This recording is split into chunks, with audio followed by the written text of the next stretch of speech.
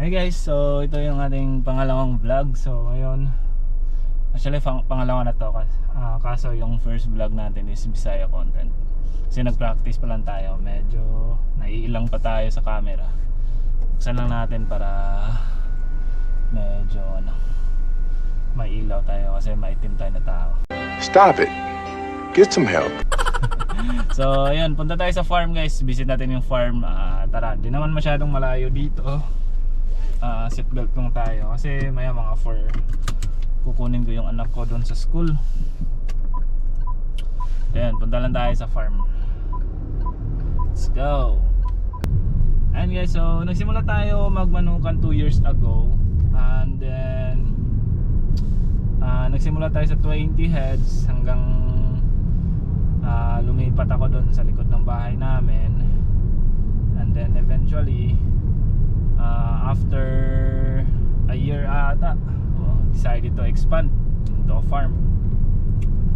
So ngayon, magwa 1 year na yung farm natin. Total of 2 years experience. So yung farm, di naman masyadong maraming manok, nasa around 100 lang.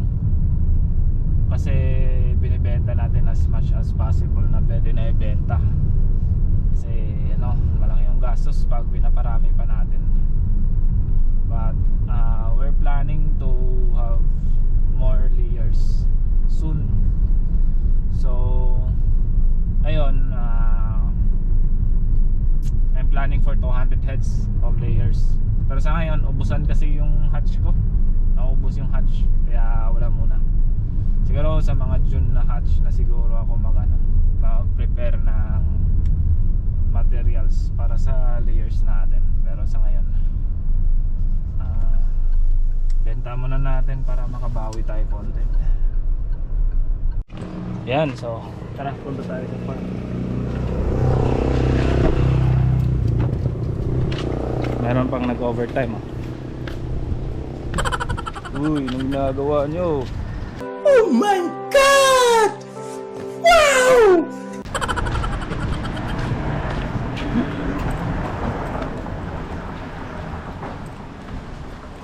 So ito, lakad lang tayo konti papunta doon sa farm. Ito yung lupa na galing dyan hanggang doon sa dulo. Medyo malaki-laki din. Ayan, so andito na tayo sa farm guys. So ayan, naglilinis yung, ito yung likuran na part. So ayan, naglilinis na yan. Kasi hindi natin pinapalabas yung mga manok. Ito. Naglilinis ng tao natin. Kasi nga, kailangan malinis yung farm. As much as possible everyday kung kaya. Kung maganda naman yung panahon, as much as possible everyday maglilinis po. Then ayan, tumatakbo na yung mga lighting truck natin. Yan, pasok lang tayo. Ayan, ito yung entrance ng farm. Ayan. So dito muna tayo bago tayo doon. Hey, explain lang natin. So yan, mangga natin forever na ganyan, hindi tumutubo, pababa ata ng pababa yung tubo. Yan, merong mga Madre de Agua, ganoon. Parang Jer, naka-kuan ka? Galing ka? Wala ko vlog? So ito, dito yung mesa, pwede kumain. Doon naman pwedeng higaan. Ayan, dyan nakalagay yung red horse, may ice, tapos sinugbang manok. Yun, okay na okay. So dito naman meron tong hugasan ng kamay. Dito CR na walang linis. Yan. Tapos dito rin sa kabila, storage na magulo. So yan, na yan, ready na yan. Ready for pakain. Mga vegetables giniling natin dito. So ito, yan, wala matipid sa feeds. Uy, Jur! Natang! Yan, lumabas. Ako. Ayun, pumasok ulit.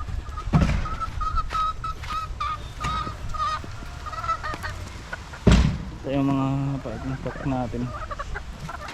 Oo, hindi ako nagsusugal. Binibreed lang natin yan na parami, sakaling may bibili. So ito yung ranging area ng farm. Dito yung layers dati, kaso nga lang naubos na kasi kinal ko na. Kaya walang layers, kaya yun muna pinalit natin yung pa-itingkak. Ito naman yung nest box. Yan, diyan sila umiitlog. May tubig na yan. Palinisan natin. Dito naman, ito yung grow out pen natin. Medyo maliit pa sila. Pag di pa ready, ibaba. So dyan sila. So yan, may nipple drinker yan. Yan. Kita nyo, dyan yan. Yan, nipple drinker yan. Dito yung tubig nila, yung source sa balde. Yan. Tapos pinapalitan na yan. Ito, mayroong mga probiotics. So apat, sa dalawa, tatlo, apat, lima, dito, walong cage yan nag grow out pen. Tapos pwede mo yung divide. Ito, pwede ito maalis. Okay, so mas ayos yung ganito, yung bakal compared dun sa kahoy. Kasi yung sa kabila, ito kahoy to. Yan, kahoy. Mas maganda tong bakal. So tapos nakalink na lang yung maple drinker. Meron lang ano dito, yun, pang sakaling i-close natin yung source, walang laman doon, so naka-close yung source natin. Ito yung mga nasa ina-isolate natin. Syempre sa pagpalaga ng manok, hindi lahat maganda yung takbo, hindi lahat walang sakit kahit may vaccine. So yan, mayroong mga nagkakasakit dyan. So ina-isolate natin yan para po ma-prevent po natin na dumami yung sakit. Ito yung white, okay naman siya kaso gumaan. Medyo okay na nga yung pakiramdam niya kasi dati bagsak yung pakpak dyan, buti nakapag-recover naman. So pag ganyan, ina-isolate, huwag ka na mag-expect maging okay yan. Ibig sabihin, good as lost na yan. Pero kung maging okay, maayos. Pero as much as possible, ina-isolate talaga namin. Ito naman, kabilang pen, wala pa namang mga laman. Yan, hindi na-disinfect. Hindi pa ata nalinisan to, saka kailangan pa disinfect. Dito naman may isa kaming na-isolate dito. Okay naman siya, kaso yung problema sa kanya, nagka-foul pack siya. Tsaka mayroong meron siyang sipon. So medyo okay naman siya. Check ko yan maya. Ito kasi dito yung hangin, so tinatabunan namin yan. So ayan. Ayun, pasok na tayo dito sa ating grow out pen. So, grow out pen is grow out house. This is 10 by 30. 10, 30 naman to, 30 feet. Yung haba nito 10, 20, 30. Kasi by 10 to 30 feet. Ayan, so dito dyan sila bababa. So check lang natin kung mayroong mga nagkasipon. Ayun, may nakita na akong isa.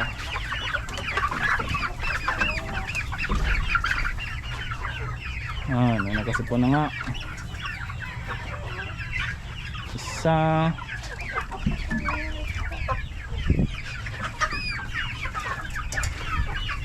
So kaya palagi ko akong pumupunta dito araw-araw kasi nga para ako mismo yung mag-check. Hindi pwede kahit may tao tayo,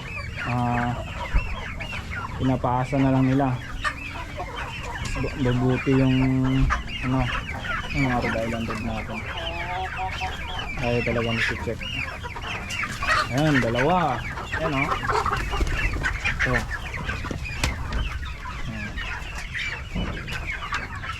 So ito kailangan na yun isolate.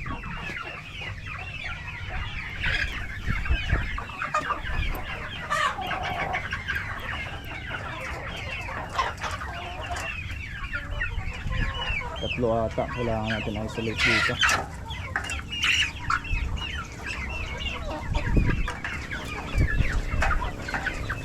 Ayan, tawagin lang natin yung so ganito talaga pagpa-farm. Merong mga nagkakasakit. As long as ma-prevent mo naman na pag pinapainom mo yun ng ano, tapos nahugasan, na monitor ng maayos, nakapag-recover naman yan.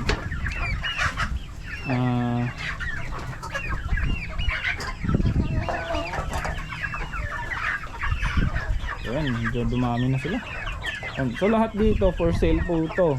Yung iba meron ng nag-message pero wala pa namang confirmation kasi first come first serve tayo. Yun, may isa pa dun. Tawagin lang natin para ano. Jor! Dalang crate. Isa na yung crate be.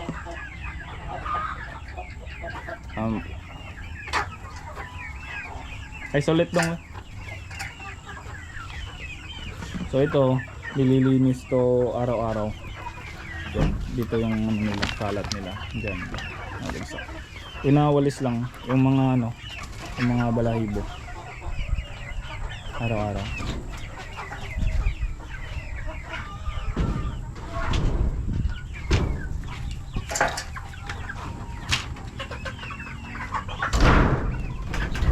Along. Yan, so yun guys, papa-isolate ko muna yung mga manok tapos balikan ko kayo na. So ayan, meron kaming 3 na nakita. So 2 days lang na umuulan. Ito na. Pero okay pa naman to. Cure pa naman yan. Hindi naman masyadong grabe yan. Ayan, hugasan muna natin.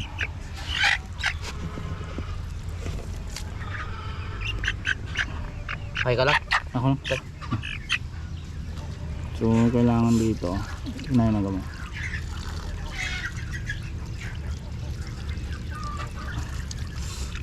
Naman ang running water yung ano.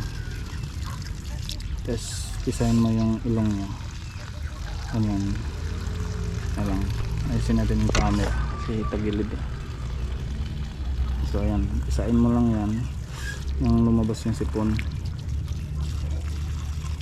Tapos dito konti lang kasi malakas yung tubig baka ano. Yung isa naman so kunan lang, gawin lang yan araw-araw, hindi yan makapag-recover yan. Yun na yun, medyo pusod rin. So kainaan lang natin yung tubig kasi ay pa. Kanana. Ayan. Na natin yung tubig din. Hindi na kasi pisain mo lang yan kasi may sipon na yan. Ang kukos niyan yung sipon dito. Yan, may sipon na yan.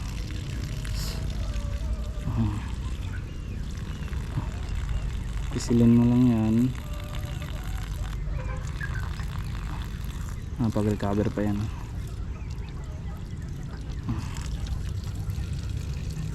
Para papasok yung tubig doon, tapos pisilin mo lang. Yan. Okay pa naman to siya. Ito meat type kasi to. Hindi kami masyadong ang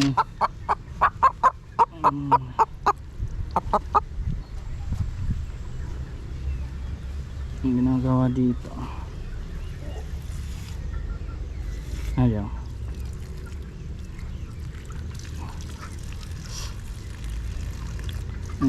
Tamaan natin ng sakit na to. Pag roaster kasi binibenta namin yan per kilo. So antay-antay makarecover niyan kasi may nagbe-build up dito.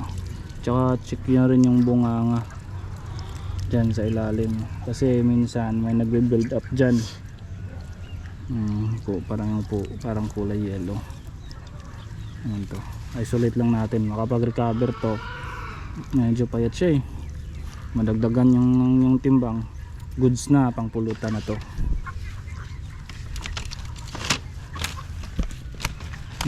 Nangyari sa'yo. Na.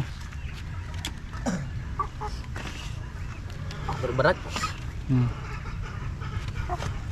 Ata, di naabot ng 2 araw yan. Magiging pulutan na yan. Isolate muna natin.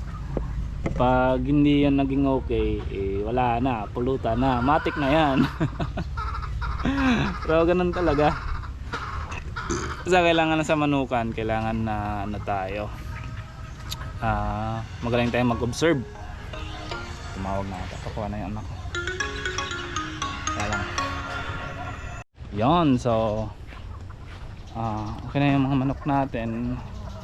Kailangan ko na kunin yung anak ko. So dito na lang siguro yung vlog na to.